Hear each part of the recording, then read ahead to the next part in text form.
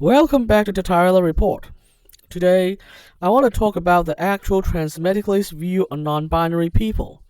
This is in response to the rumor prevalent in some circles, like Breadtube for example, that transmeds don't accept non-binary people or somehow think of them as invalid. In turn, this has made Transmedicalism unpopular in these circles, even leading to hostility towards our ideas in some cases. As a transmed, I have been nothing but supportive of non-binary people, and this is fully consistent with my transmed beliefs.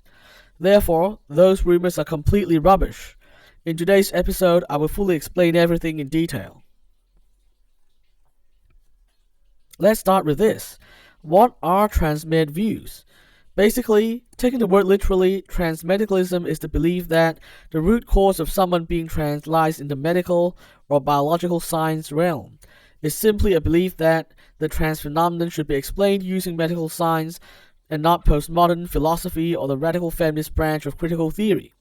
Now, I'm not denying that there are a few transmeds who judge other trans individuals' validity by how much dysphoria they experience, but that's not how scientific transmedicalism should actually be practiced, nor is that attitude representative of transmeds at all. So what's the medical science view we are talking about here, and what are its implications?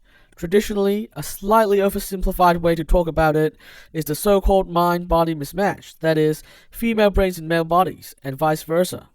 Of course, there's much more complexity to it, from genetics to hormone receptors and other aspects of molecular biology, but the picture is that because of the complexity of genotype to phenotype translation and the complexity of human development, especially in the fetal stage, there is a very real chance that one may end up with an incongruent set of gender characteristics. This incongruency can cause gender dysphoria, including physical dysphoria and relational dysphoria, and it can be debilitating. The only way this dysphoria can be substantially relieved appears to be via gender transitioning in many cases. Now, once you understand and accept this picture, there really is no reason to not accept non-binary people. Given that the whole medical science view of the cause of being trans is essentially rooted in the body being part male and part female to some extent, acceptance of the validity of non-binary people is a very logical extension. There is no reason why a transmedicalist view could lead to non-acceptance of non-binary people. What transmeds refuse to accept are justifications of non-binariness rooted in postmodernism or critical theory. For example, the idea that gender is a social construct, or that gender is performative and that one can reconstruct gender simply by altering the performance of gender, or that gender is a class in a Marxian sense. However, this is not being applied specifically against non-binary people. Transmeds also cannot accept binary trans narratives or even cisgender narratives that are rooted in postmodernism or critical theory. Like elsewhere in life, science and postmodernism just aren't usually compatible. Those of us who value science must therefore oppose postmodernism.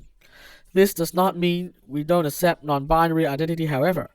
As we just saw, the science alone is enough to justify the acceptance of non-binary people. There's no need for postmodernism at all. That's all for today. I'll be back next time to discuss another big idea. Subscribe if you want to follow my conversations with other thinkers across the cultural and political spectrum. And remember to resist conformity and stay positive. The world depends on it.